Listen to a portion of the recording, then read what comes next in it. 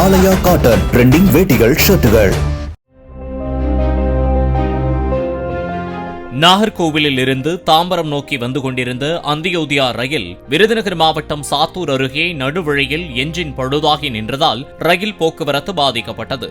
அந்த சமயத்தில் சாத்தூர் நோக்கி வந்து கொண்டிருந்த நாகர்கோவில் தாம்பரம் விரைவு ரயில் கோவில்பட்டி ரயில் நிலையத்திலும், அனந்தபுரி விரைவு ரயில் கடம்பூர் ரயில் நிலையத்திலும், கன்னியாகுமரி விரைவு ரயில் மணியாச்சி ரயில் நிலையத்திலும் நிறுத்தப்பட்டன.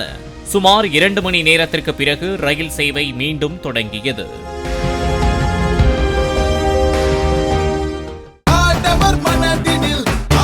ஆலயா காட்டன் ட்ரெண்டிங் வேட்டிகள் ஷர்ட்டுகள்.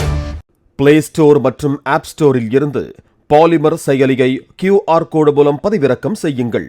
செய்திகளை உடனுக்குடன் பெறுங்கள்.